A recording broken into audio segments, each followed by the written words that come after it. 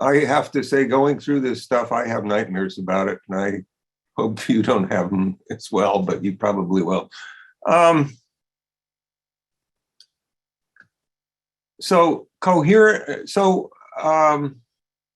Electromagnetic fields is what we're going to be talking about and how they impact our bodies. And one thing that's very important is that electronically generated EMFs are coherent.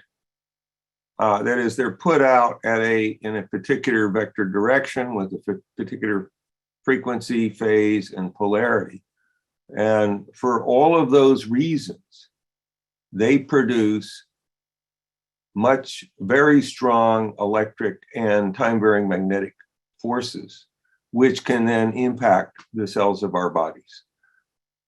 Most natural EMFs are incoherent and basically produce only minuscule forces.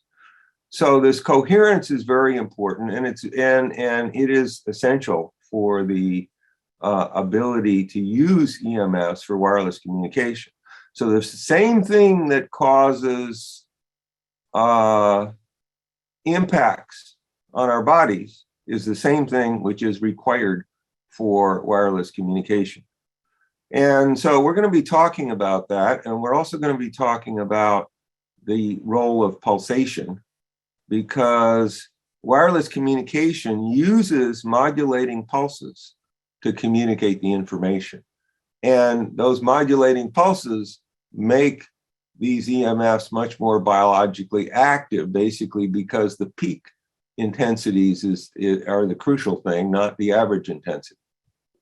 So, okay, let's see. How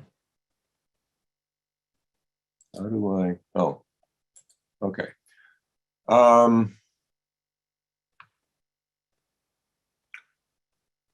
So the first paper that I published on EMS was published in 2013. And it showed that there were a large number of studies where non-thermal effects of microwave and also other frequency EMFs could be blocked or greatly lowered by what are known as calcium channel blockers. These are blockers that are specific for blocking what are called voltage-gated calcium channels, or VGCCs. And what those studies show is that the EMFs are acting by activating these VGCCs, and therefore, if you block them, you can block the effects, or at least greatly lower the effects. Now, that paper has been now cited 400 times in the according to Google Scholar. So it's been very widely recognized. This mechanism is very widely recognized in the scientific community, as shown by this very large numbers of citations. And so, so that's important. And now what I'm going to do is kind of outline for you how this thing works. And this is going to be a little bit esoteric, but the basic idea is that those channels, and let me say it's not just the calcium channels, but they're also voltage-gated sodium channels and potassium channels and chloride channels that are also activated by the EMFs, but most of the effects are produced through the calcium channels. And they have a structure called a voltage sensor, and they contain a bunch of helices in 4 different domains. So if you look at this structure and this structure and this one that's going off the screen here, they're very, very similar. So there are 4 of them, and there are 4 helices, S4 helices, that have a lot of positive charges on them. And it's those positive charges on these helices, this one, this one, this one, and that one, that where the forces act to to cause these things to ratchet out away from the center, open the channel, and allow then ions to flow through into the cell. So we know a lot about how this thing works, and what I'm arguing is that both the electric forces on the EMFs, and also the time-varying magnetic forces, which are also very important, act on those charges, on the charges on this helix and that helix, and that then something happened here. Okay, so how then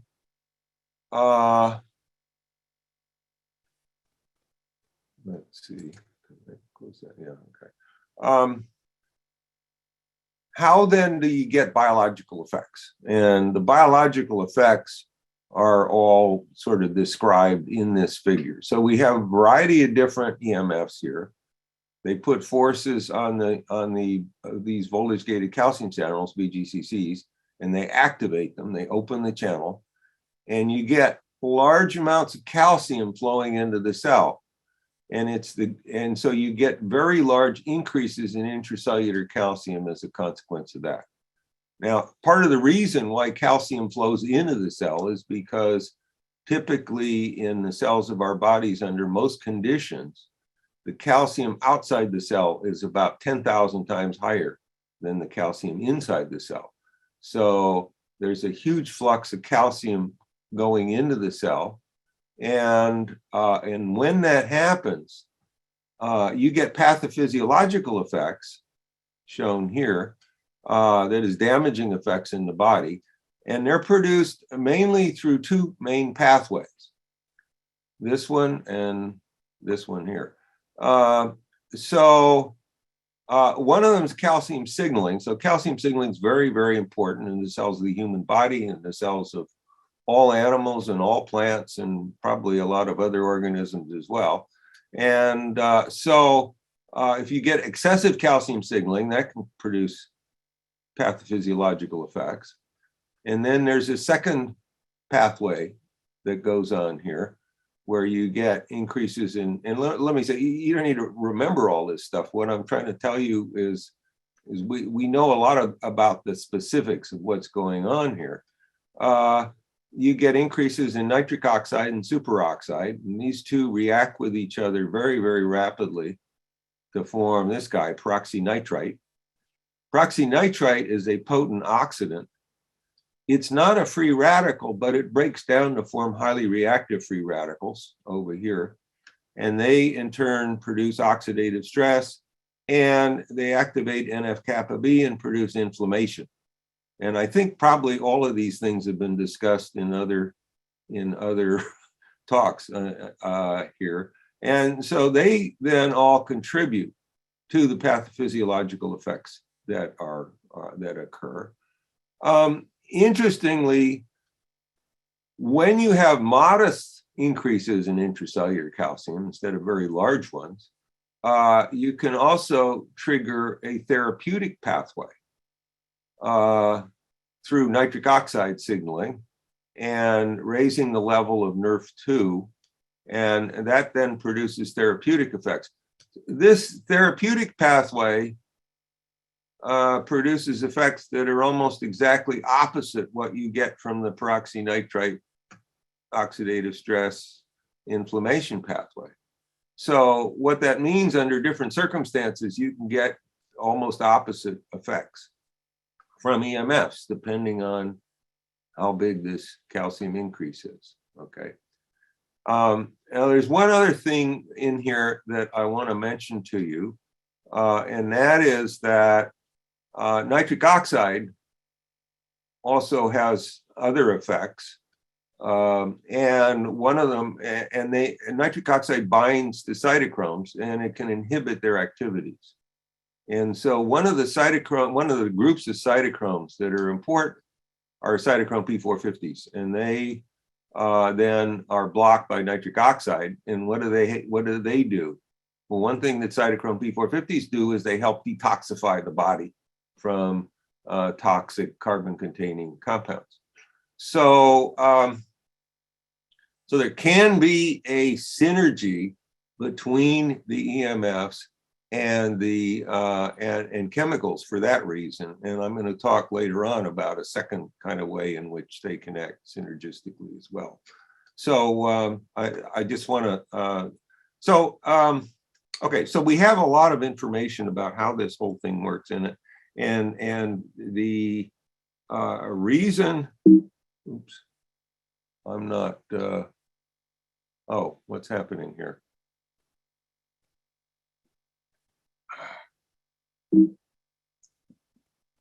I don't understand why my, okay, let me. Oh, Martin, if you want, you can, and you hear, Yeah. oh, you just need to, yeah.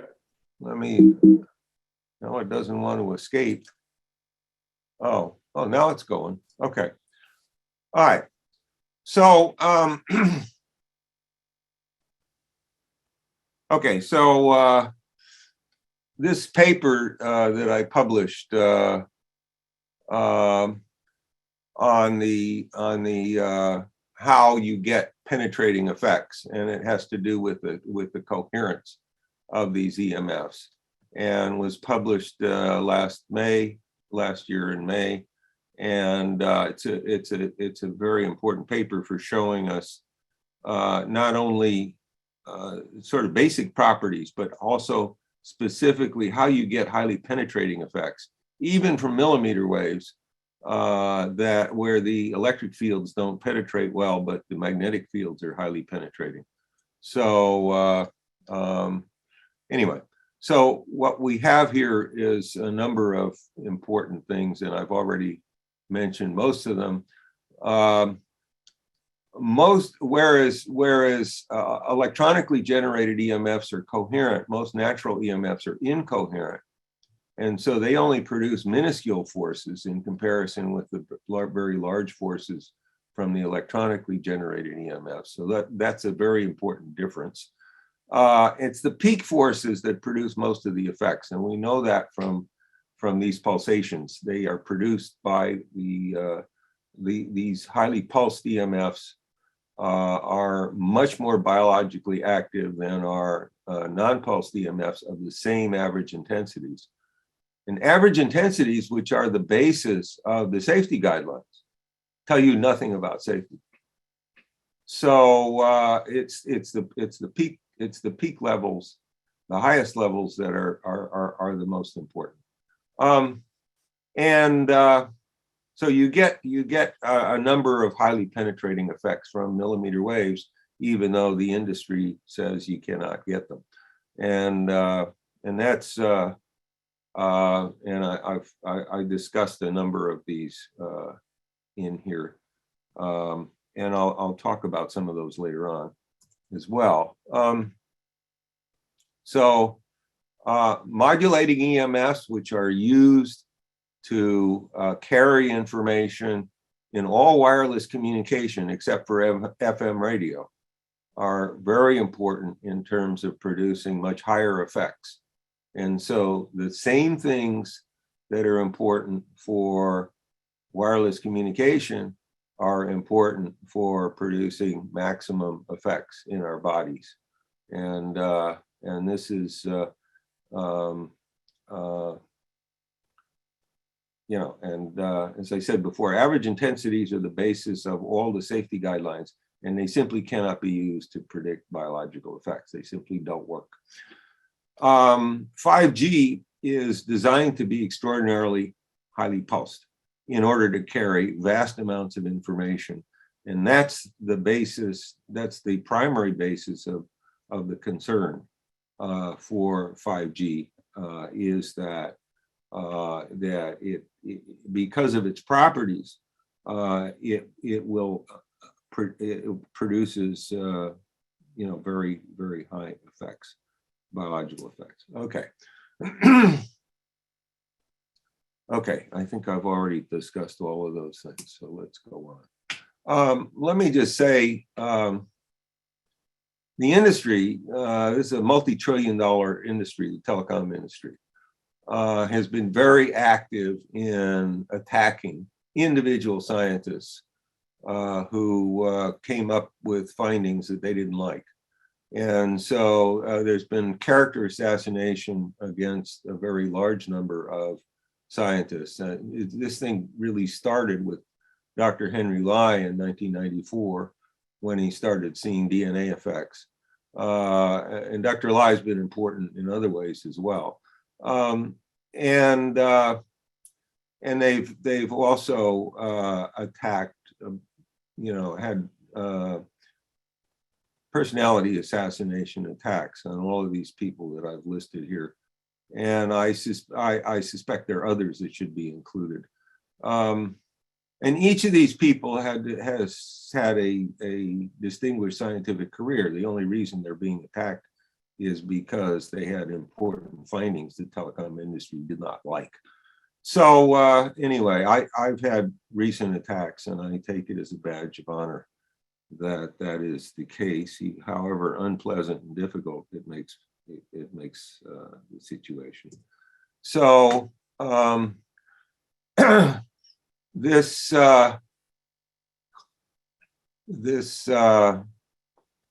document, the FCC is a captured agency. How the Federal Communications Commission is dominated by the industries it presumably regulates.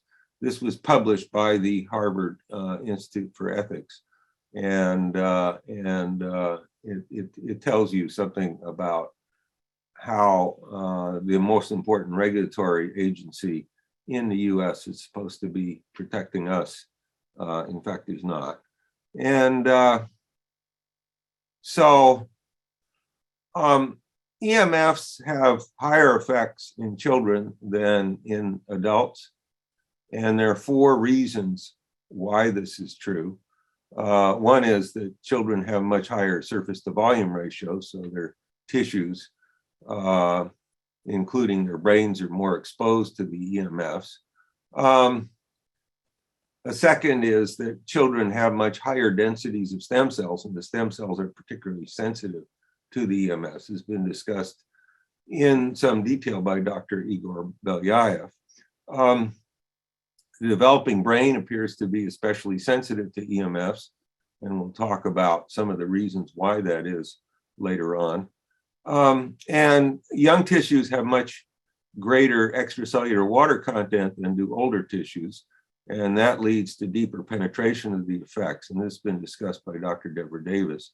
So there's, so we have particular concerns about Wi-Fi and cell phone tower radiation in schools for these reasons. And this is another issue that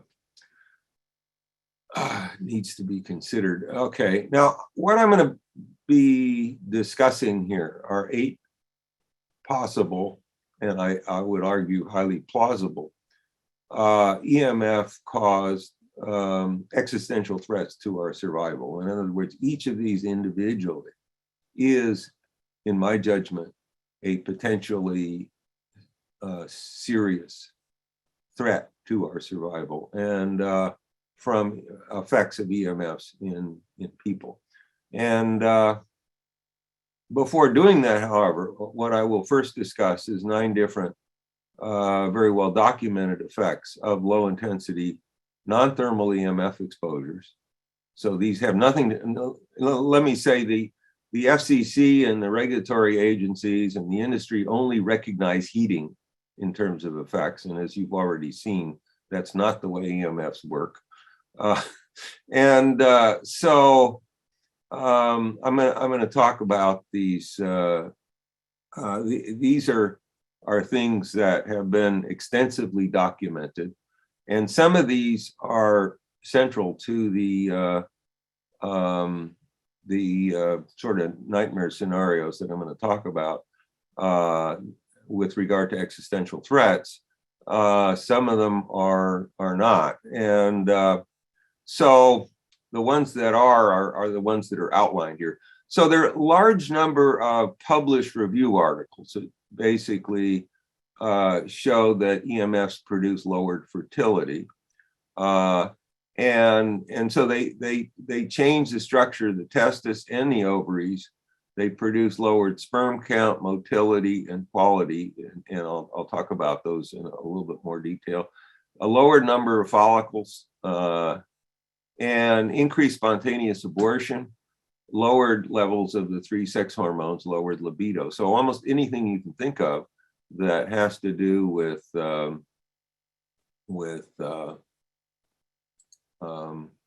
with fertility is negatively impacted by EMFs. The good majority of the studies have been on male fertility, and I'm going to talk about those in at least a little bit of detail later on, because male fertility is much easier to study, and that's part of that's the main reason why it's been more studied.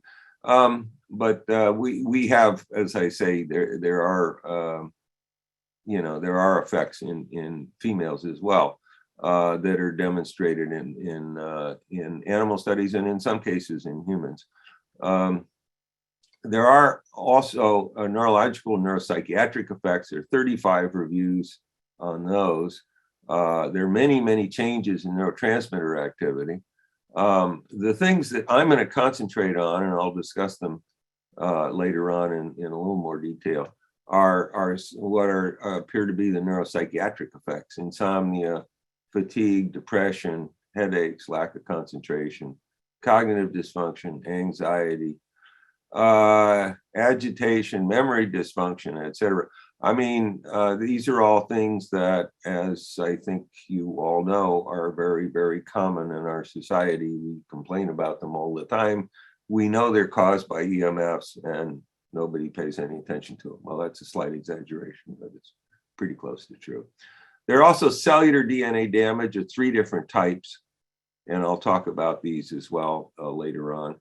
And these can have roles both in causing cancer and in causing germline mutations. And both of those are extremely important. You get increases in apoptosis, programmed cell death, 16 published reviews on that.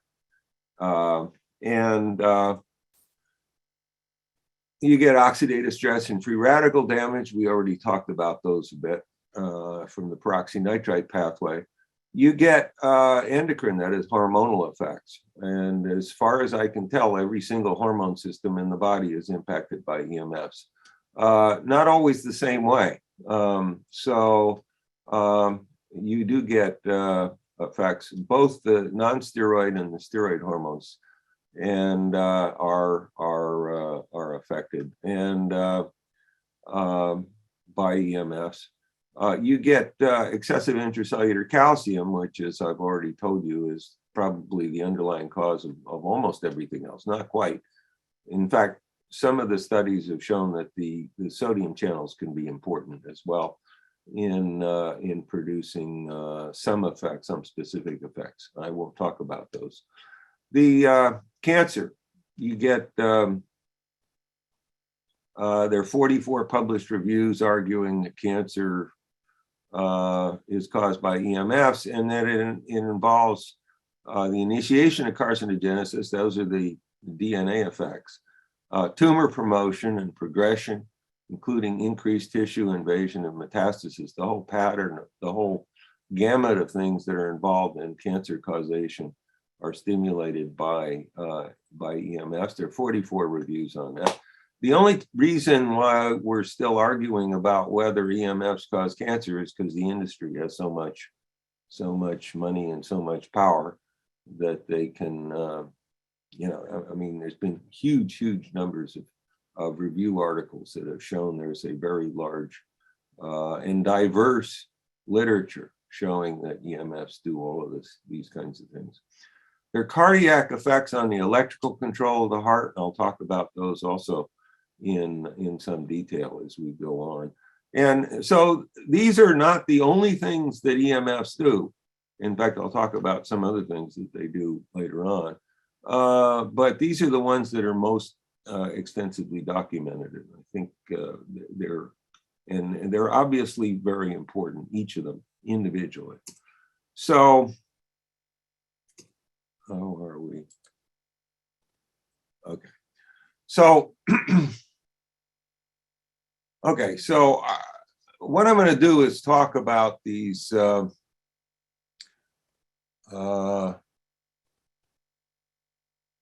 I? Oh, I don't know. Okay.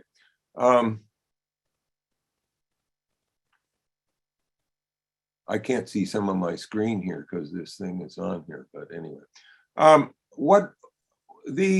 Okay, so I published a paper in 2016 on what I call the neuropsychiatric effects. So some of these are just basically neurological effects, but can't sleep, tired all the time, depressed, fatigued. Dysesthesia has to do with sensory perception. The sensory organs don't work properly, and they are not all impacted in the same individual.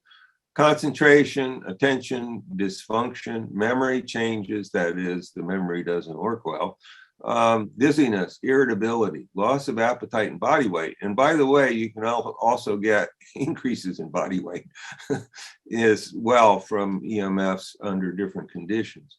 Restlessness, anxiety, nausea, skin burning, tingling. Dermographism is a peculiar thing where your skin is very sensitive to touching it. Tinnitus.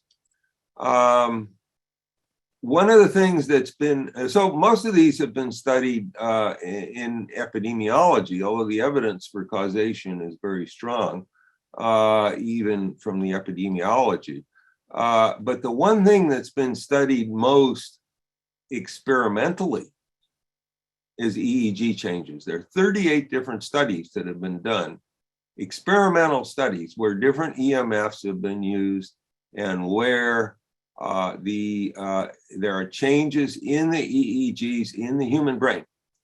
And so, and those of course measure the electrical activity in the human brain, which is the most important thing that goes on in the brain.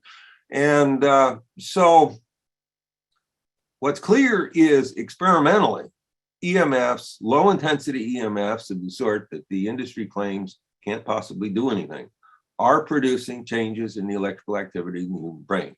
And those in turn, presumably, are involved in producing all of these kinds of effects that we see. And so this was, the review that I published, but there are also 11 additional reviews that found similar sets of effects, not necessarily all of these, but a substantial number of them from EMF effects, from different kinds of EMFs, including cell phones, and 5 of them involve reviews of people living near cell phone towers having these kinds of neuropsychiatric effects. So, so there should be no question that cell phone tower radiation impacts our brains. Now, back in the 1970s and 1980s, there were a whole series of occupational exposure studies done on effects of occupational EMF occupational exposures on people. And let me say, back in those days, there were essentially no common EMF exposures out in the general environment. So you didn't have to worry about what other EMFs they're getting exposed to. They're just getting exposed to the EMFs associated with their occupation, and so one can look at what happens in those situations. And what was found in a number of those studies is that the effects are cumulative. That is, you start effects slowly over time, but they get more and more severe with time to exposure to a particular level and type of EMF. And so that tells you some very important things. And it tells you specifically that you develop these, and sometimes they took years to develop, sometimes they took months to develop. And of course, now we have many other things where things tend to work, at least in some cases, more rapidly. But what, but there are two things about this. One is that we are insensitive to things that occur slowly to us. We're not aware of them. And so it's very important that these studies have been done, because they clearly show causation, and they clearly show that you can develop things over time, and they can become more and more severe with time. And so when you have these different kinds of neuropsychiatric effects occurring from EMFs, and they get worse and worse with time to the same type of exposures, then of course, what's going to happen when you introduce much newer, more highly pulsed, and much more biologically active EMFs is that things are going to get much worse, much faster. And so I am very concerned that we are on a process which is leading to a crash of our collective brain function. And everything in our society is based on our collective brain function. So, you know, we're just going to go into utter chaos if this continues in the way that we are going. And so this is something that this is one of my nightmare scenarios. It's one of 8 of them. And it may be the worst of them, or maybe not. So, okay. So let's talk about Alzheimer's disease and neurodegeneration. And I published this article just a little while ago. It just came out in current Alzheimer research, and on how low intensity EMFs act via VGCC activation to cause very early onset Alzheimer's disease, and 18 different distinct types of evidence. And so we don't have time to talk about all those 18, but we're going to talk about half of them, I guess. Okay. So this thing starts, I think my numbering got screwed up here. It starts with the confluence of 2 findings. One is what's called the calcium hypothesis of Alzheimer's disease. And that's been published repeatedly over the last 25 years. And what it argues is that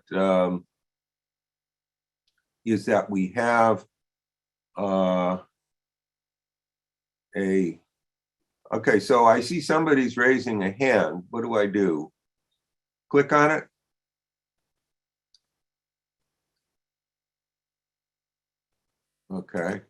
Okay, I just unmuted you. Marcus? Hello? Yes, hello. You hear me? I hear you, yes. Okay.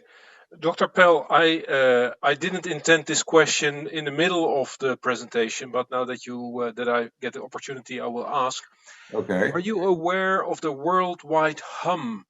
Many people over the world perceive this as a low throbbing, a low frequency noise.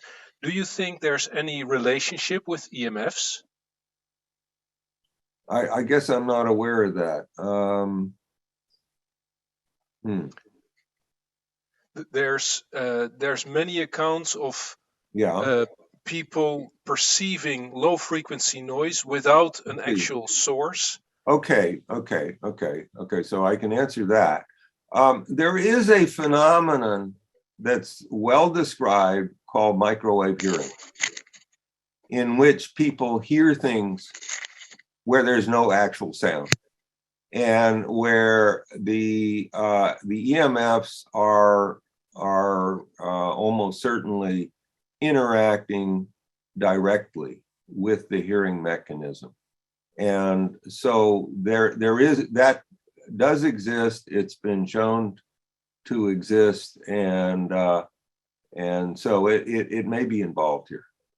Okay. That's all I can say. Now, I mean, the properties of microwave radiation, which is usually used are different from the properties of sound. And so you can usually tell that it's not a real sound as a consequence of that, but that's about all I can say. Okay. All right. So I'm going to go back and mute you again. And okay, so let's okay, so we have a confluence of two findings. One is the calcium hypothesis of Alzheimer's disease, basically argues excessive intracellular calcium is the central cause of Alzheimer's disease.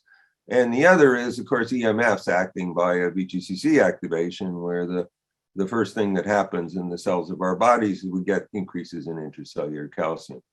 So that makes a strong argument. And there's a second observation, which I documented in my paper, which is that both EMFs and excessive intracellular calcium cause each of the most important changes that are involved in causing Alzheimer's disease. And that includes all the things that are involved in producing the amyloid beta protein, but also other things which are involved in producing other features of Alzheimer's disease, which are shared with other neurodegenerative diseases. So calcium may have roles not only in Alzheimer's, but also in all the neurodegenerative disease central roles. And in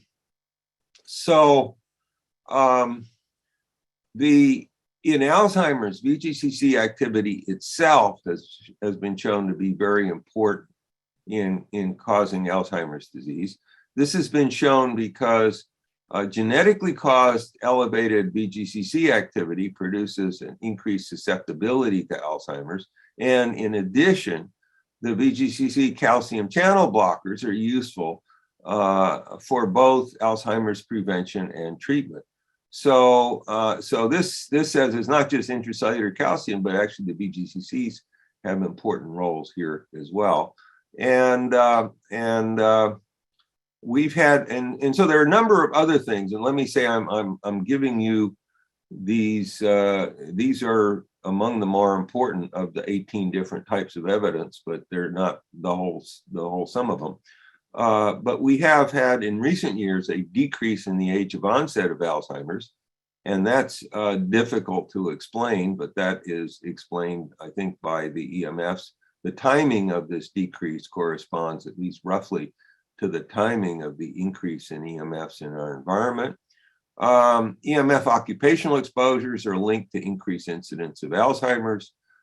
Young people develop digital dementia from long exposures to cell phone and Wi-Fi radiation. So these, we're talking about in some cases teenagers or people in their 20s developing dementia from exposures to cell phones and Wi-Fi. Now, we don't know what the physiology is in these young people developing digital dementia. We just know that they do it and that it happens. So that's something which is, is obviously of great concern. EMF pulses in rats. So let me say there are a lot of studies that have been done on Alzheimer's in animals, where the animals develop things that are essentially identical to Alzheimer's in humans. And rats are one of the organisms which can do this. If you give a series of EMF pulses to rats, given within 1 day, and even within 1 second of 1 day, just on 1 day, okay, just once. And these can cause very early onset Alzheimer's in rats. So this would be, they occurred about 20-month-old rats. They developed these Alzheimer's.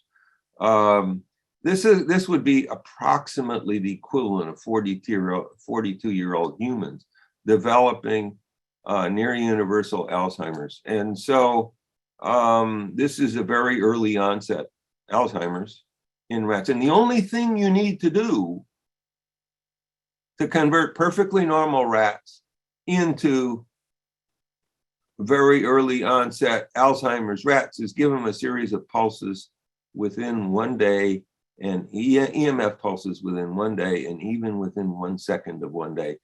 That's all you need to do to convert from one to the other. That's absolutely stunning. The same group that published this, I'm sorry, and all of this is discussed in detail in my paper, so you can look at that. I don't know why. Oh, why is this thing not going? Oh, okay. I guess I can do it that way. Okay. Now, in the same group, instead of giving them pulses in 1 day, started in 1 day, and they started at 2 months of age. 2 months of age are like late adolescent rats, okay, because rats develop very, very quickly. And instead of giving them these pulses in 1 day, they gave them the pulses. They started on the same day, but they gave them once a day. Then instead of coming down with Alzheimer's at 20-month-old rats, they come down to 10-month-old rats. So basically, 8 months later, these rats have extremely early onset Alzheimer's. This would be roughly the equivalent of 21-year-old humans developing universal or near universal Alzheimer's, simply caused from pulses of EMFs. And that's all you have to do. You don't have to do anything else. There was another study that was done. It's a beautiful study, and I don't really have time to talk about it. It was published by El-Swefi et al. In 2008. They did not, so these, in the studies that I talked about earlier, they measured things that were Alzheimer's specific in the hippocampus, which is part of the brain that's heavily impacted in Alzheimer's in humans. And in the El-Swefi study, they just studied neurodegeneration generally. They did not study anything that was specific for Alzheimer's disease, but they found that very low intensity, this is 3G cell phone radiation, power radiation, causes universal massive neurodegeneration in these rats. 34% of the brain cells die in 4 weeks. Okay. Now, rats typically live to be about 3 years old, about 36 months. So this is about 2.7% of the lifespan of the rat. They go from being perfectly normal rats to having 34% of their brain cells dead in 4 weeks. This is absolutely stunning.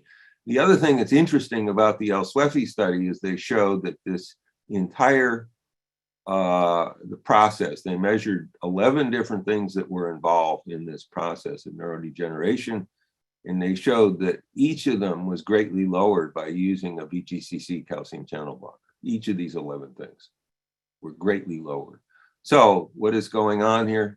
You're getting VGCC activation. It's producing massive universal neurodegeneration in the brains of these rats. It's just incredible. Now, there's obviously, if we were as sensitive as the rats, we'd all be gone by now, because we're exposed to this kind of radiation all the time. Fortunately, we're not, but that doesn't mean that nothing's going on. And as I said earlier, we know that these EMFs do change the electrical activity in the human brain, so they're impacting our brains. The animal studies and the human epidemiological studies both suggest that EMFs shorten the latency period in Alzheimer's. And why is that important? Well, the normal latency period in humans is thought to be about 25 years. So, for instance, in a situation where one of the things that can cause Alzheimer's in humans is head trauma. So, you have a head trauma, and it typically takes about 25 years for the person to develop Alzheimer's disease. So there's a long latency period involved. The latency period appears to be shortened by the EMFs. Probably is something more like 5 to 10 years. So, but it's still quite possible then that we have a new exposure, a new EMF exposure that maybe it's 5G, maybe it's something else that's highly pulsed and therefore highly biologically active. And it could cause universal or near universal, extremely early onset Alzheimer's, but we don't know it yet because we're still within the latency period of Alzheimer's disease. That is a possibility with all of these new kinds of exposures that are coming out all the time. And yet no one is worrying about it. And it is absolutely stunning. I mean, this is so it's quite possible that 5G is doing this. We don't know it yet. It's quite possible that 4G is doing it. It hasn't been out that long, 10, 11 years, something like that. And we don't know it yet. It's quite possible that smart meters are doing it, and we don't know it yet. So, every time that some new kind of EMF is produced, none of them are tested biologically for safety. And any of them might do this. So this is an absolute nightmare scenario that we're talking about, and it is just almost impossible to imagine that we could be doing such things. Okay. Now, so I published on those things. I have not published on autism causation, although I've given a number of talks on this. And so that's my next discussion is autism and its causation by both EMFs and chemicals and how they work. And so this is a figure here of how I think autism works. And I'm not going to talk about everything in this figure, but the basic process, I believe, is the following, that we have both EMFs and various chemicals can act to increase intracellular calcium. And I'll tell you how the chemicals work later on.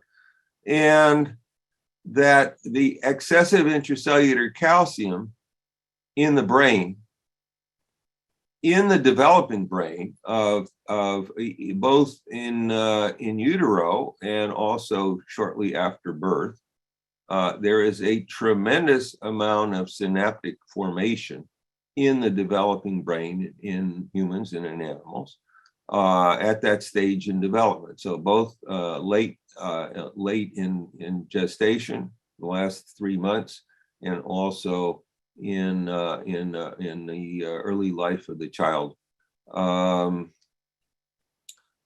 There are 5 different mechanisms that control the formation of the synapses in the developing brain. So everything in the brain is dependent on the proper formation of synapses between certain neurons and other neurons that they're supposed to respond to. And so there are 5 mechanisms that are involved in the formation of those synapses. They include the dendritic outgrowth of the neurons. They include synapse formation, synapse maturation, synapse elimination, and also something called MCP2 function, which I won't try to explain to you. All of these things are known to be regulated by intracellular calcium. And therefore, when you have excessive intracellular calcium produced either through EMFs or through various chemicals, you will change this synapse formation. And let me just say, in autism, it's known that the connectivity of different parts of the brain, which is impacted, in autism.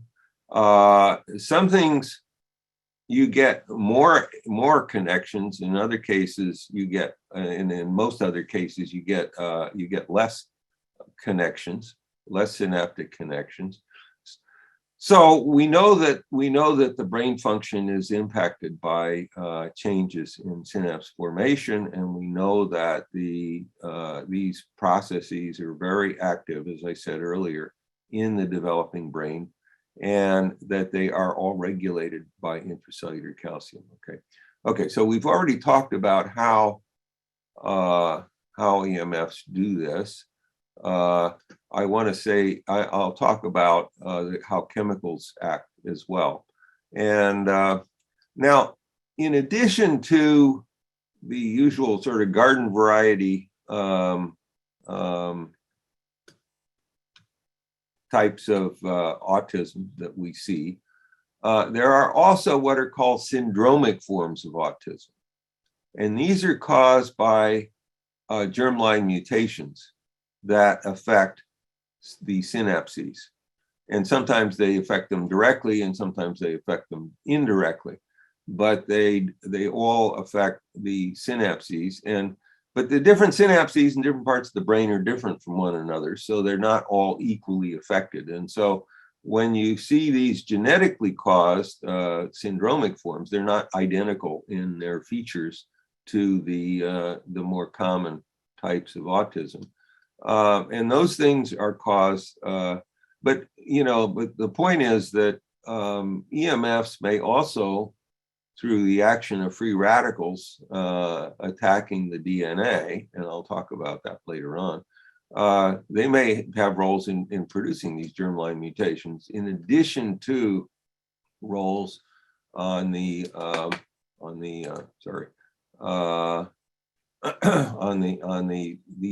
processes that directly regulate the synapse formation in the developing brain.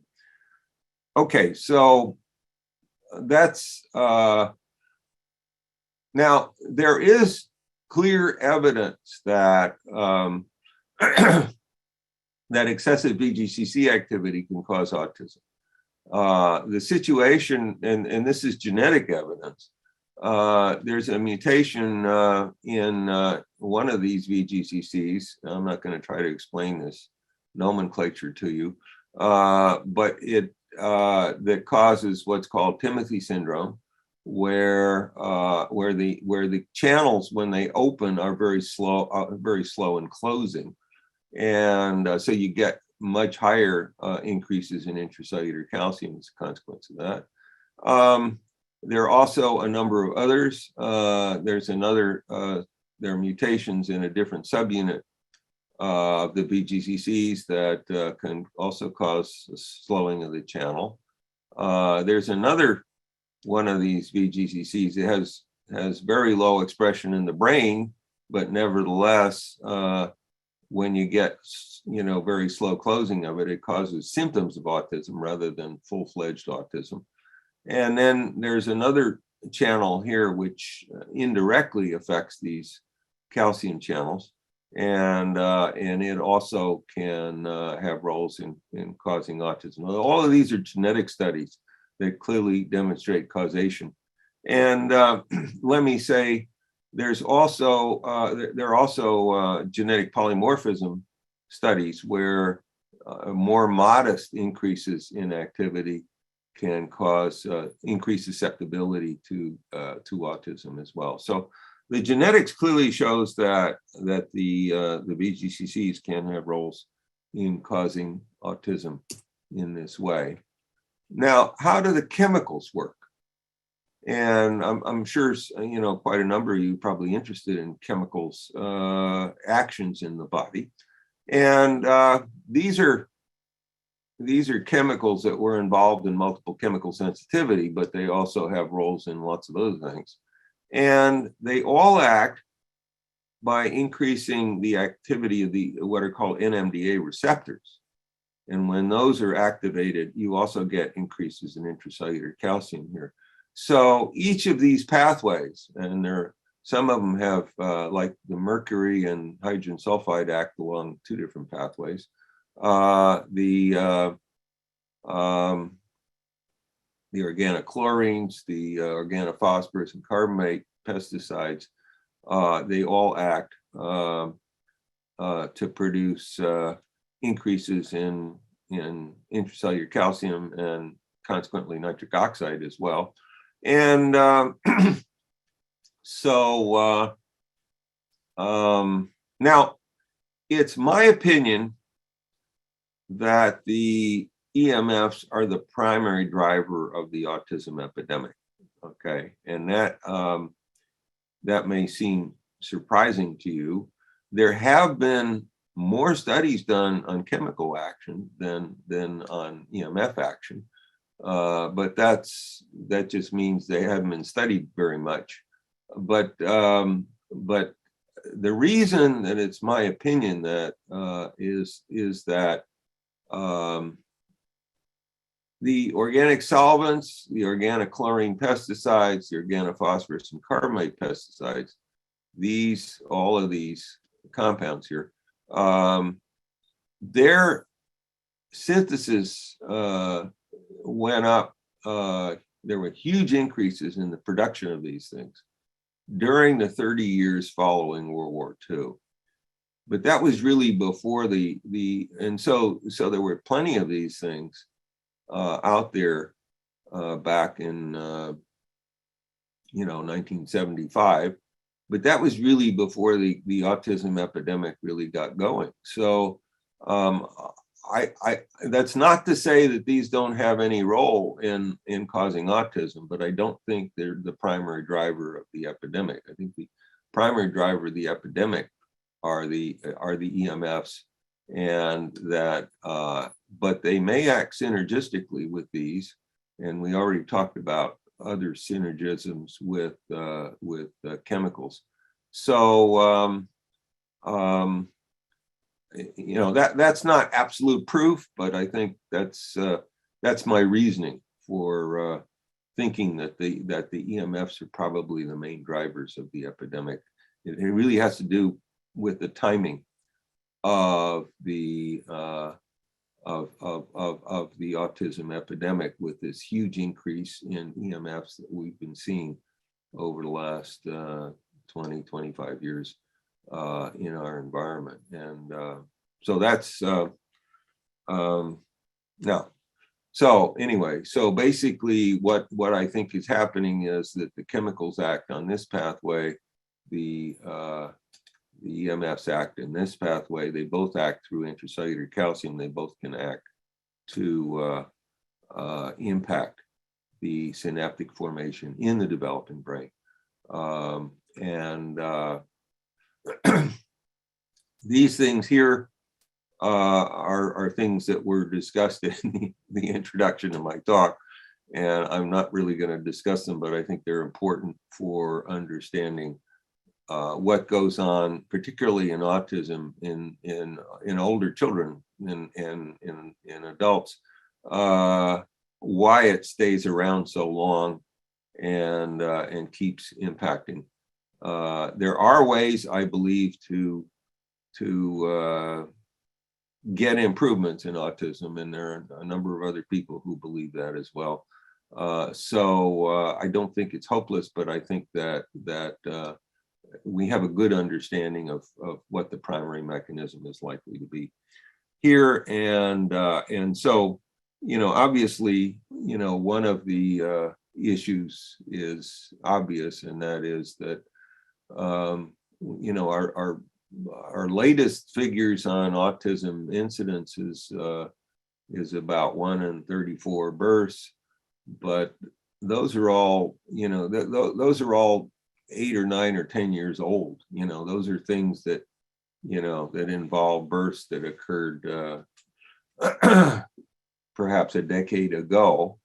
And so the levels of babies being born this year may be vastly higher than that already, based on all the increases in EMF exposures we have.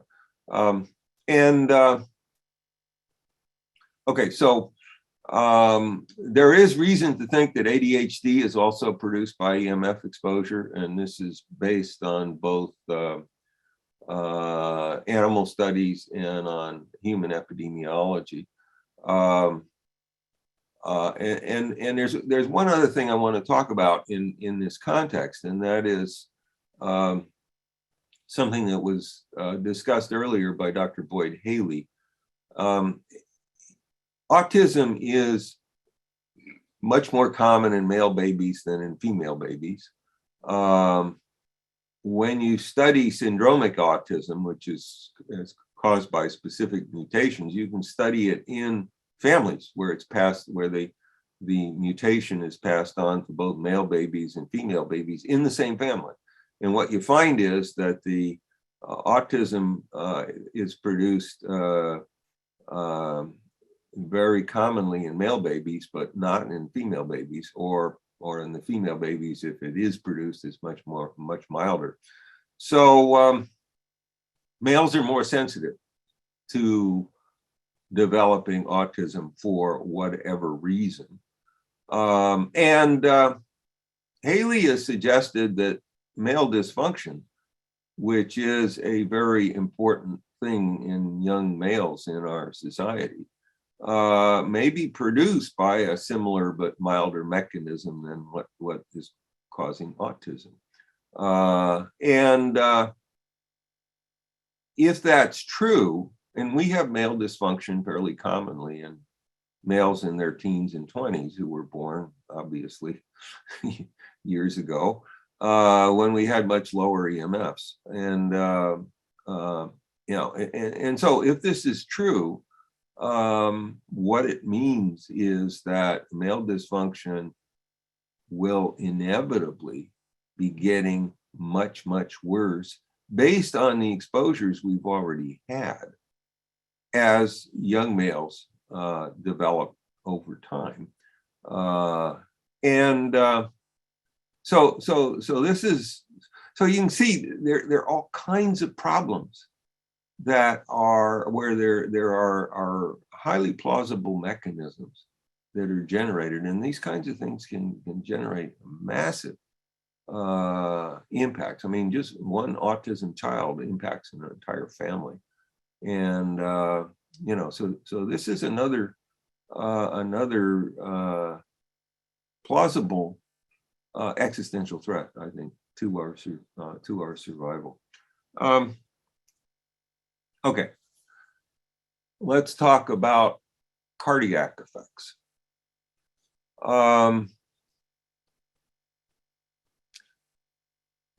EMFs produce changes in the control of the heartbeat, the electrical control of the heart. They produce tachycardia, very rapid heartbeat. They also produce arrhythmias. They produce, and this typically occurs over time, but not always, they also can produce bradycardia, slow heartbeat. They produce heart palpitations, and they also produce sudden cardiac death. And all these things involve the electrical control of the heart. There are effects that have been studied in animals, both in amphibia and in rodents, where the heart, when you have a heart either in the animal's body or even outside the body, where it has no neuronal connections, that all the neuronal connections have been cut, those hearts can be impacted in these ways by EMF exposures. And it's thought that, and you can do this in anesthetized animals, and you see this. So there's no neuronal thing. So these are direct effects on the heart, and I believe that they are direct effects on the pacemaker cells in the sinoatrial node of the heart, which are the cells that control the heartbeat. Okay, so and what's been shown is that there was an animal study that was shown where long-term EMF effects produce a heart failure-like changes in the structure of the sinoatrial node of the animal heart. So there are studies that specifically implicate the sinoatrial node where the pacemaker cells are occurring as being heavily impacted by EMFs. And anyway, and I believe that the reason that the pacemaker cells are heavily impacted is they have high densities of these VGCCs, and the VGCCs are very, very important in terms of producing these pacemaker activities of these cells. So there's nothing surprising about that in terms of our understanding of the physiology of the system. So now, obviously, when you have EMFs producing heart failure-like changes in the sinoatrial node of the heart, then that's a very great concern, because heart failure tends to develop cumulative, tends to get worse and worse with time. And so this can be a big issue. We have an epidemic of young, apparently healthy athletes dying in the middle of an athletic competition. I'm sure you've seen news articles about these things of apparent sudden cardiac death. And so, so this is, and there is, by the way, some evidence from 5G, observations, which I discussed in my, in the paper I published last May, where there is effects on the heart, and so the concern is that we may end up with much higher levels of cardiac effects, including sudden cardiac death, from these new highly pulsed exposures, and that's a great concern. Obviously, and it may even constitute, again, another existential threat to our survival. So let me just say, with regard to these existential threats, one of the things I put in my title, which I don't think I read to you, is this overreach? And I think you need to ask that: am I overreaching on these things or not? And that's obviously an important question that is essential in science. Healthy skepticism is always the basis of good science. Okay, now let's talk about cellular DNA damage of 3 different types. So we have, by the way, the free radical products of peroxynitrite, and it has a carbon dioxide adduct also, are involved in, and they do produce these attacks on the cellular DNA. They can produce both single and double-stranded DNA breaks. They can produce oxidized bases, of which the one that's been studied the most is this one. And so all of these have been shown to occur from EMF exposures, low-intensity EMF exposures in human cells and animal cells. And they in turn can cause both cancer and germline mutations. And so, and obviously both of those things are important. And let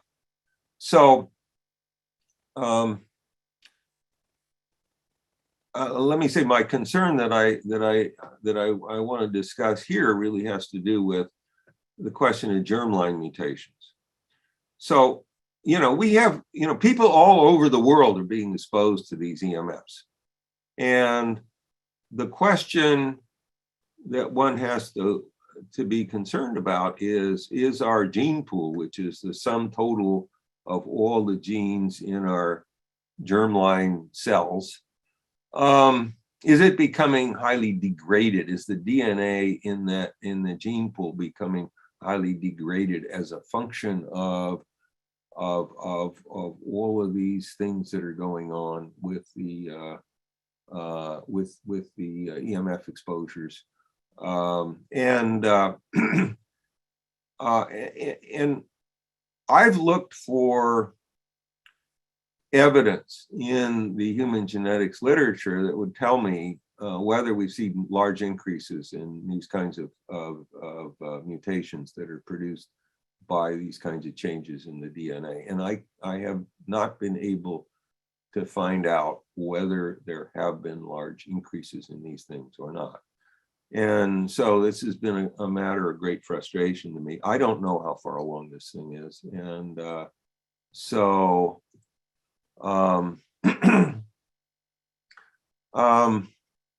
there are, so I don't really know how, how much we need to worry about that, but it is, at least potentially a very large problem. Okay, now let's talk about cancer, because cancer is also produced by the DNA effects. It's also produced by other things that EMFs do, which I'm not going to talk about here.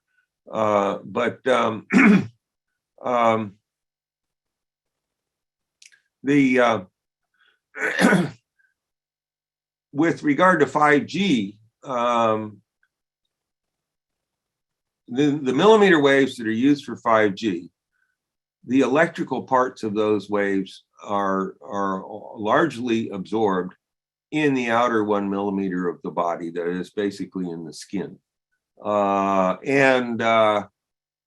So the electrical parts, the magnetic parts, however, are highly penetrating, and they can both produce effects, but the electrical parts may be expected, based on this, to produce particularly high effects right near the surface of the body. And so the kinds of cancers that are produced from those cells are the things that we most have to worry about with regard to 5G. And those include melanomas, leukemias, and lymphomas. So melanomas obviously have to do with the skin cells, but it's also true that the white blood cells that are the precursors for leukemias and lymphomas circulate through the skin, and so they're exposed at the surface as well. And so those are the things that probably we have to be most concerned about. Let me just say, Dr. Ollie Johansson has argued that EMFs cause melanomas. And the part of the reason for his argument is that we're seeing more and more melanomas occurring in parts of the body that are rarely, if ever, produced. Rarely, if ever, exposed to sunlight, which has ultraviolet light that can cause the melanomas. So so something else must be causing these, and the obvious explanation is EMFs.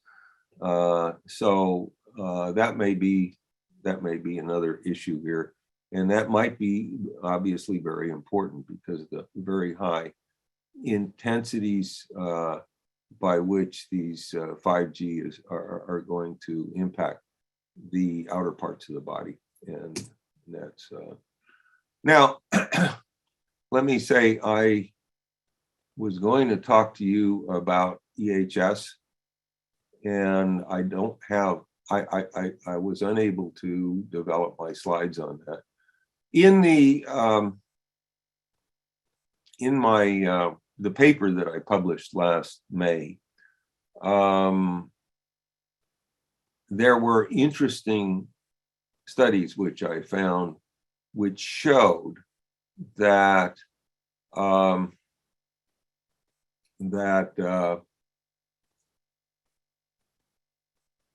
animal tissues exposed to millimeter waves became hypersensitive to EMFs. And so they were developing EHS-like effects in those tissues. And there clearly the EMFs were causing. And there's other evidence that EMFs cause EHS in humans. And so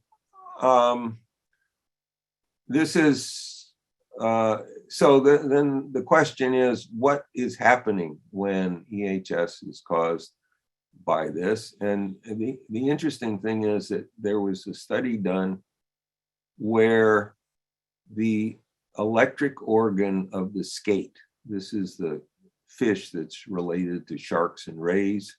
It has a similar electric organ. It has an electrosensor. The electrosensor becomes hypersensitive from previous EMF exposures. And why is that important? Well, it's important because the electrosensor is known to be a VGCC. It's known to be a voltage-gated calcium channel. And so what that means is the voltage-gated calcium channel is becoming hypersensitive as a function of previous EMF exposures. So we now have, I think, an outline at least for how EHS can be produced by previous EMF exposures. And I suggested in there several things. One is that there is evidence that that this occurs in humans as well, and in human EHS patients, or at least one human EHS patient that was studied by Dr. Waldmann Selsam in Germany. And I suggested in there a possible test for EHS, a simple test for EHS. I won't talk about those, but I believe we're at the point where EHS is something where it's clear that there are effects, that a lot of the effects go through the nervous system, but probably not all of them, because there are cardiac effects in some people with EHS, and that the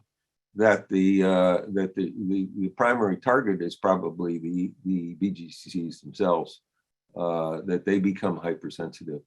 And so we now have at least some understanding about how that might happen. Okay, now I'm just gonna, this is my last slide here. And I'm gonna go back to the issue that I started with, the first existential threat being a deterioration of our brain function, as we see from the various neuropsychiatric effects. And just look at some things that have been clearly in the news over the last weeks, months, that are very difficult to explain, but may in fact be explainable through the impacts of EMFs on our brain. So this is speculation, okay? And whether it's good speculation or not, I'll let you decide. But we have things like inexplicable police violence, including homicidal violence. We know there's high-powered Wi-Fi in police cars. There might be a possible role of EHS in addition to direct effects of the Wi-Fi on the brains of the police. Who knows? What you can say, I think, for certain is, if this is right, and I'm not telling you for certain it's right, then the kinds of things that people are thinking about for trying to prevent this aren't going to work. It's simple as that. If you're going to try to prevent this, you've got to deal with the cause. We have large amounts of behavioral problems in schools, in children who've come back to school after the COVID pandemic has at least slowed down.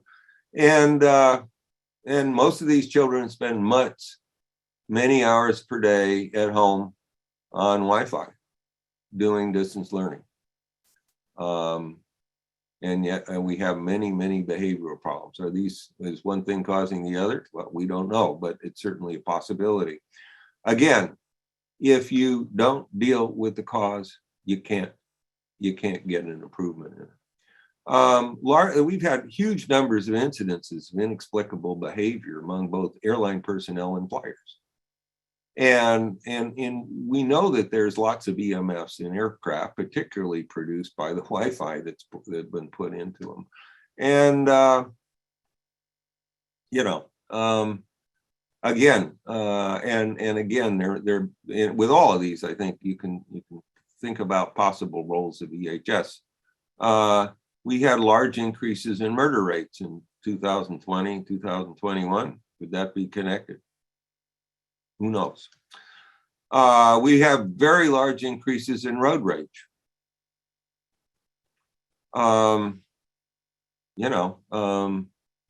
We know anxiety is one of the things that's produced by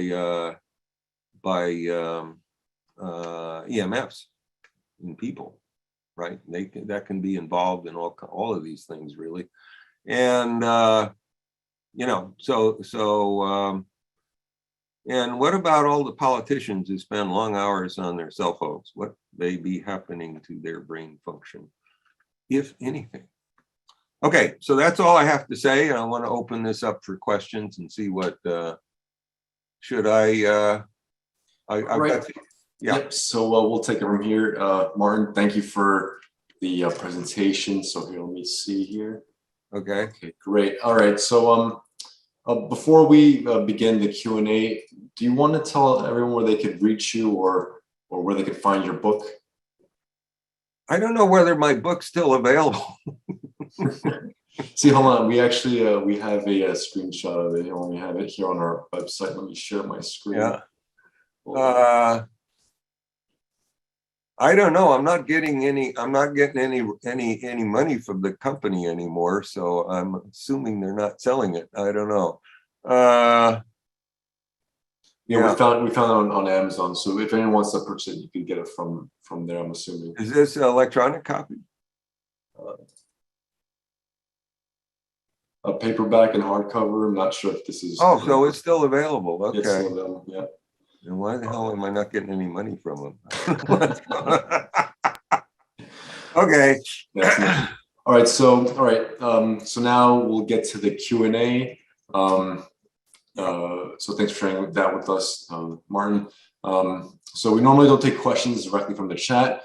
What we do is we ask everyone to virtually raise their hand. I see some already in the window currently. If you don't know how to do that, all you have to do is go to the bottom of your screen where you see the reactions tab, then click on the raise hand function in the menu. And from that pops up, we basically see your hand raised. We then take questions in the order in which you receive them. And when it's your turn, we'll unmute you and prompt you to ask your question. And with that, let's go ahead and get started. Are you ready, Martin? Yep. All right, let's go. So first question is from Lorraine. Lorraine, what is your question? Hi, thank you so much for your talk today. My question is, I am going to Africa and my flight will be in 2 segments, total 24 hours flying. Are there any shields that I can purchase that will enable me to block the x-rays while on the plane? Yeah, it's not x-rays, but yes, you can get shielding. You can get hoods. And I have a hood. I have also a thing where my front of the face is open, so you can read and even eat to some extent. But the rest of your head is probably the most sensitive. You can get shirts that are shielded, and they will protect your torso. Oh, by the way, you can also get, and you can get all these things from Less EMF, which I have no commercial relationship with, so I have no conflict of interest here. How do you spell that? Just Less EMF, one word. Just Google it. You'll find it. Okay. Great. Let me just say something Thank you so much.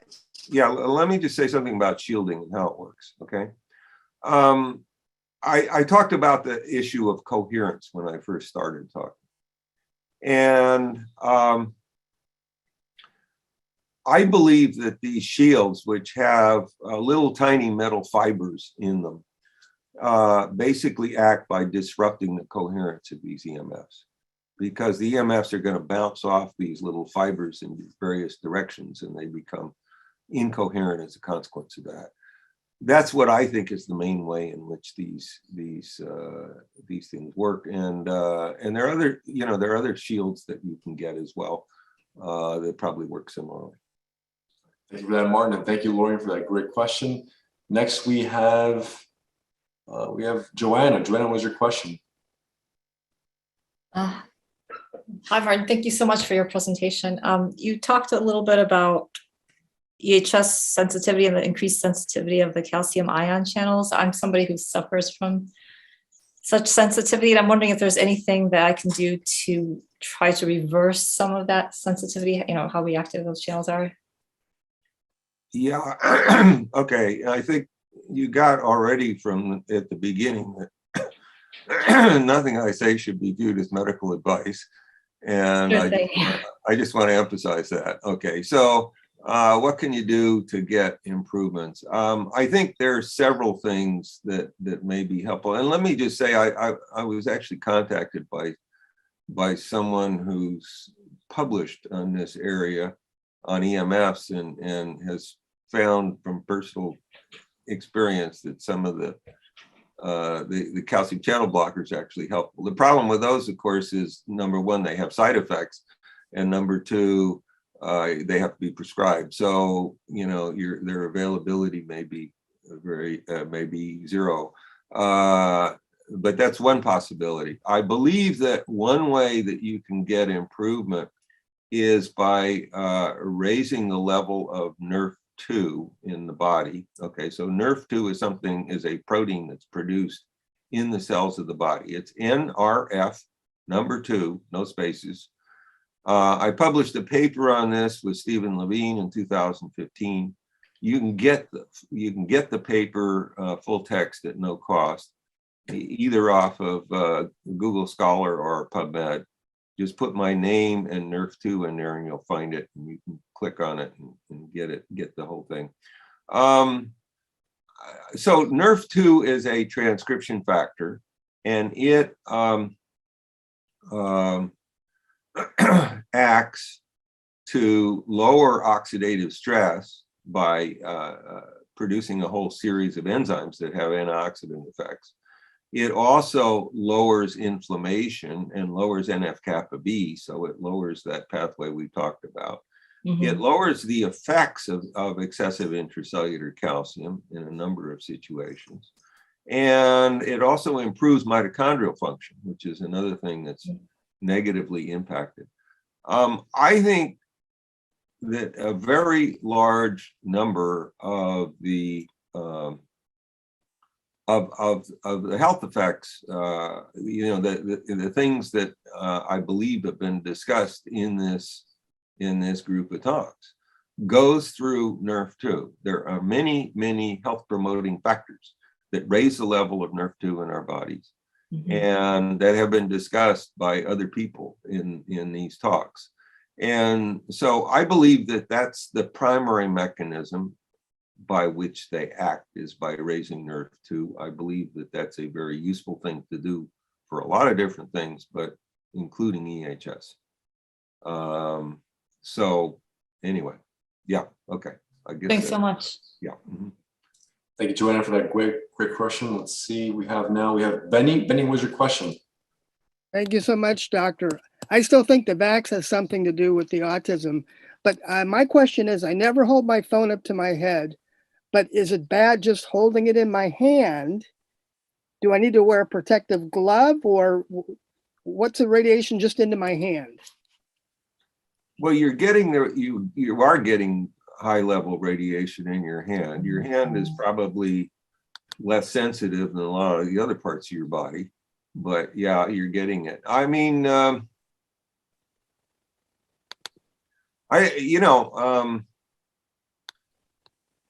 it's a real challenge, and but I'd be more concerned about your head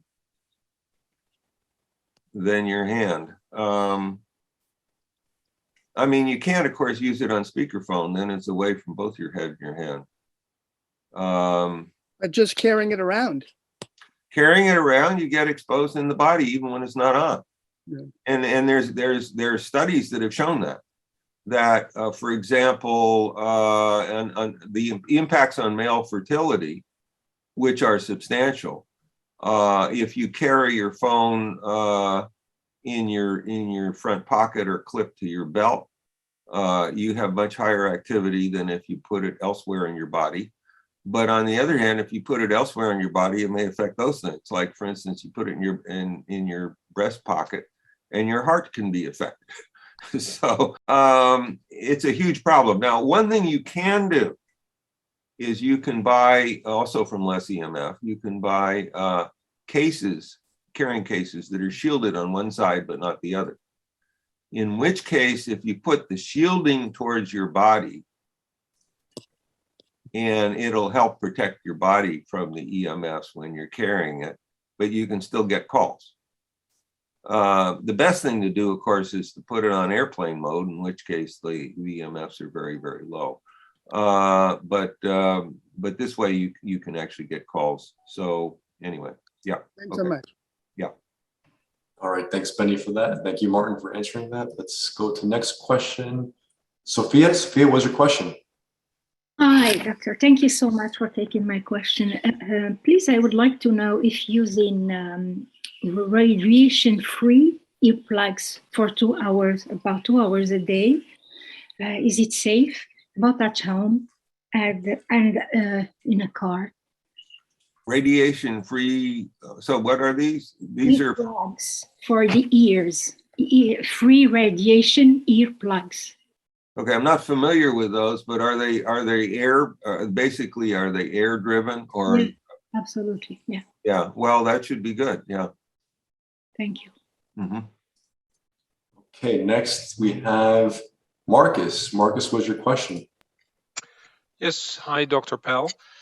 Is there anything you can do in your home to neutralize or scramble EMF? Are there any devices that you are aware of? Okay, let me answer your question first of all. I mean, there are lots of ways in which you can lower exposures in your home, and including the fact that I mean, I use a cable modem, so I don't use Wi-Fi in my house, but I still use the internet all the time, and you can see me doing it right now. And so the exposures are very low. I also use wired devices wherever I can. So I have a wired mouse, I have a wired keyboard, I have a printer that's wired, etc. So wherever you can do that, you know, you can do it. And I use an old-fashioned corded phone, which frustrates people all the time, but that's what I use. And it has much lower EMFs than, cordless phones are very, very poorly designed. They're really bad, and I can spend a lot of time talking about them, but okay. But now basically what you're asking me is another question, and that is, are there ways of lowering the effects of EMF fields? And I believe there are. I have not published on this, but there are situations that have been shown in the literature where EMF effects produced by one EMF can be antagonized by a second EMF. And I believe that what's happening is, I talked about the voltage sensor and the movement of these alpha helices. I believe that EMFs can not only cause an activation of the channel by moving these helices out away from the center, but they can also have the opposite effect. They can push them in the other direction if you've got a second EMF that has different properties. So there are a number of devices that have been sold, and I don't endorse any of them, but they may work in this way. And they're called, sometimes they're called shielding devices, but they don't actually shield anything. They may act in this way, and some of them act by producing a second EMF artificially. Others probably act by having little crystals or other things that sort of bounce the EMFs off and produce it in that way. So So I think these may work, and I think that they're worth considering. Okay, but I don't endorse any of them. Okay, thank you for your answer. Thanks, Marcus. Next, we have Kaylee. Kaylee, what is your question? Hi, I'd like to know whether I understood you correctly. And number 7 of one of your slides, from what I read there and from what you said, am I to understand that school children starting work at the computer every day at about the same time every day, that they are subject to developing universal or near universal Alzheimer's by the time they're 21 years of age? And we're allowing this? Even if there's a chance of this? I think it's quite possible. And it is, yeah, I think it's quite possible based on what we know about Alzheimer's and what we know about EMFs and about what we know about how EMFs impact animals and to a lesser extent how they impact humans. I think it's quite possible. And so it's absolutely unconscionable to even think about doing any of these things without, and so all of these devices are put out without doing one single biological safety test on them. They're put out all the time without doing one single biological safety test on them. It's outrageous. Yeah. I think unconscionable and outrageous are very kind words for our society to allow this. Yeah. Thank you, Kaylee. Next, we have Joel. Joel, what's your question? Thank you very much for your talk, Mr. Paul. It's certainly a disturbing topic. I have 2 questions that are very integrated. The first is, what science is there and research has been done regarding distance from the source of EMF? So, for example, in my home, I can measure just in the quality of my internet signal as I get farther and farther from the router, the Wi-Fi router, the signal weakens. I mean, obviously, at some point it would disappear or not be measurable. So that's one question: is, you know, if we subject certain human cells or any cells to EMF and we can detect an effect on those cells from EMF, at what point does the effect become tolerable or lessened to a significant degree as far as distance? And then my second question, very related to this, if I think in terms of my own home, or most of us who do use Wi-Fi and have technology in our homes, we have things like microwave ovens, we have routers, we have computers, we have cell phones. I thought I remembered many years ago when I bought my cell phone that it had some type of a rating system that talked about the amount of EMFs that it produces. How can we know what products are safe, and how do we go about measuring the significance of the EMF radiation? Yeah, we could probably talk about that for days. Let me tell you some of the complications here. Okay, there are many different studies that have shown that you take a particular EMF and you look at how biological effects vary with the intensity of the exposure. Okay, and what you find is that there are what have been called windows of exposure, ranges where you get maximum effects. But when you go lower or higher, they drop way down. So the dose response curves are extremely complex. And what it means is it's almost impossible to predict what's going to happen. You have to measure it. And so let me just there was a study that was done by I'm sorry, I'm spacing out on the name of by a group in Germany, where it was the senior author was Schwartz, so it was a Schwartz et al. Article. It was published in 2008, I believe.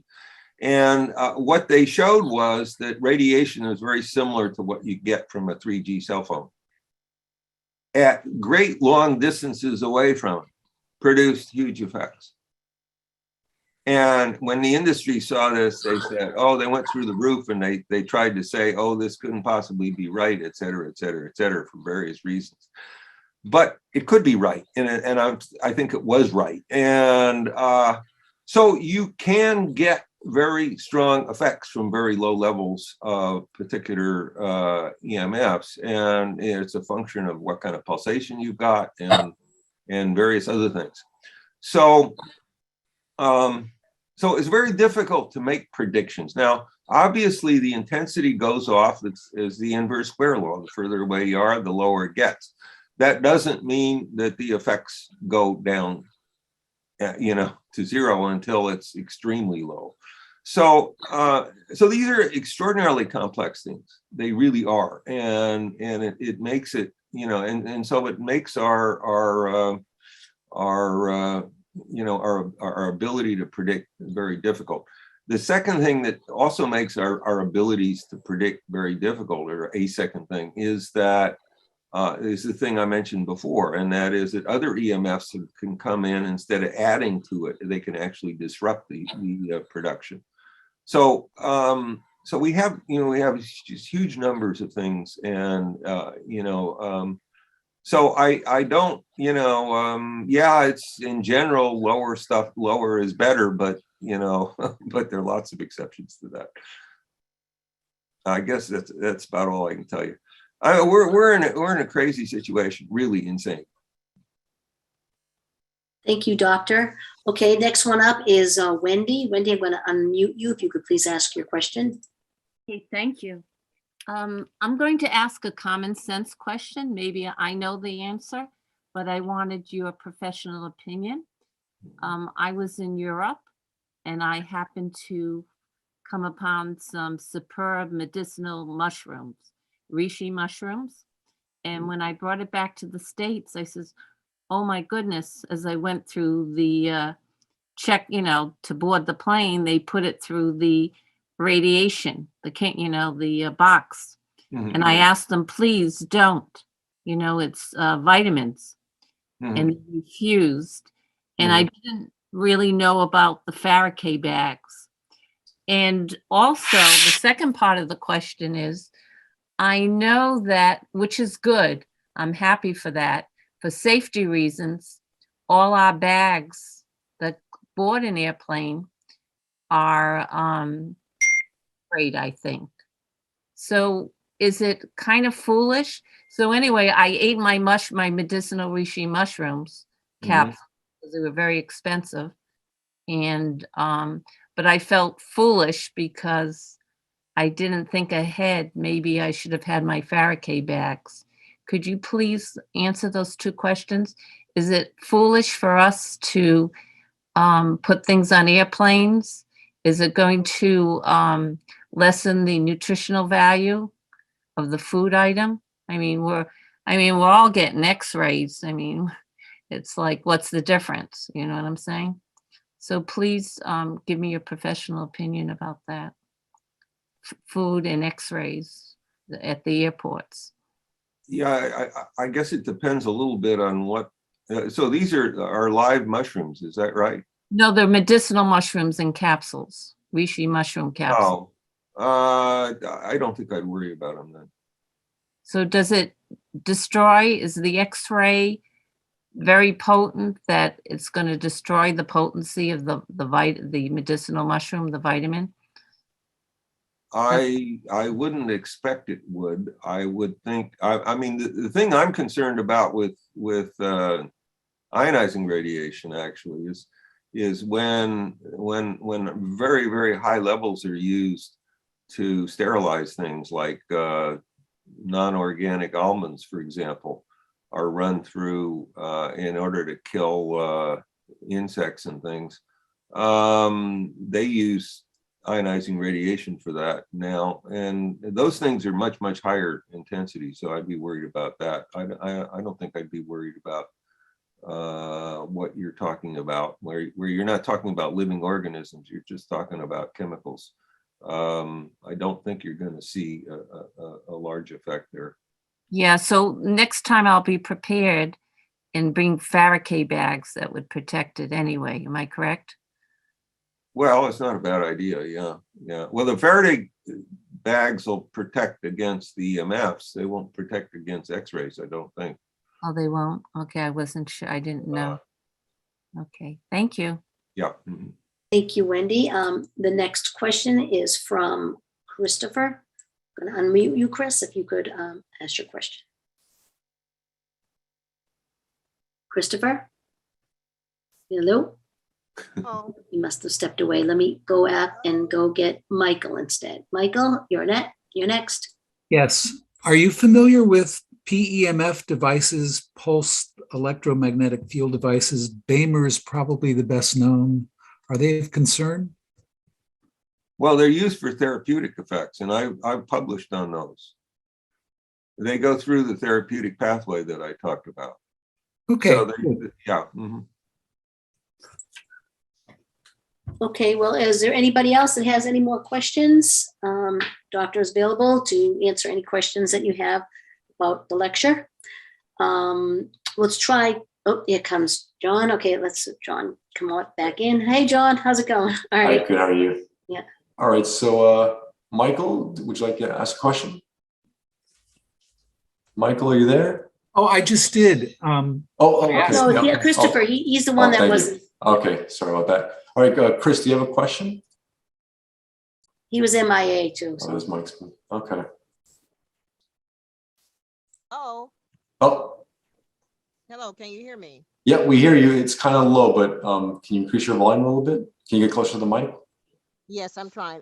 Can someone become affected by EMF by sleeping in a room that is exposed to electrical wiring? Yes. One of the problems that we have, and this is a very, very common problem, is that in our electrical wiring, we have a lot of high frequency transients. And so the electricity, instead of having a nice smooth sine wave like it's supposed to have, it has all kinds of jagged things in it. And so that's been called dirty electricity. And when you have that, and we all have that now, when you have that, then the electric lines become antennae and they irradiate. And I think, you know, if you ever drive around in a car and you got an AM radio and you drive near a high voltage power line, what happens? You get all kinds of static, right? And you get it all over the AM band, right? And that's because those high voltage power lines are irradiating all kinds of different frequencies. So we're getting exposed to an awful lot of stuff that we shouldn't get exposed to, and yes, it causes effects on us, and it causes effects on essentially all other organisms on Earth, certainly in all animals and plants, and it also affects bacteria. So yeah, it's a big problem. Even if the Thank you for that. Okay, so the next question is from Joel. I'm going to unmute you if you could ask your question. Hi, I've been trying to think through some of the policy implications here. You know, all of us are very aware of climate change. We're all concerned about fossil fuel burning and greenhouse gases and so on. And so there's a real push on nationally, I think, and internationally to look toward more of electricity. For example, in my home, I switched from an oil burner to air-to-air heat pumps. These are becoming very popular. And we're also seeing a lot of solar, with people talking about battery storage and massive battery storage, you know, as a future technology. what should we be thinking about here? You know, the trade-offs between some of the fossil fuel burning and its harmful impact versus focusing so heavily, as we seem to be going in this direction, on electricity, as far as the health implications of electricity, EMFs, and so on. That's a very complicated question, and I'm going to bring in something that I haven't talked about here at all, and that makes it still more complicated. I believe that a lot of the effects that have caused the fires, particularly the fires in California, but also others, to be so severe in areas where we live are actually have to do with the impacts of EMFs on plants, and particularly on very low growing plants near the ground, that they become very flammable, and they also become explosively flammable. That is, they develop compounds that are literally explosive as a consequence of EMF exposures. So why is that relevant here? Well, one of the reasons it's relevant is because a lot of the ways in which we do green energy, and I support green energy, I just don't think we're doing it properly, is that a lot of the green energy, when you transfer, it starts as a DC current, and has to then be converted to an AC current, and that's done by using digital inverters, which produce huge amounts of dirty electricity. And so the dirty electricity we talked about is a huge problem as a consequence of that. So these things are very complex, and they're not simple, and they need to be thought of in great depth. And I don't know that we have time to do that here, but so I guess I'm going to punt on your answer, but that's, you know, that's another perspective. Okay. All right. Seems like we run out of time. I'm sorry we couldn't get to all the questions.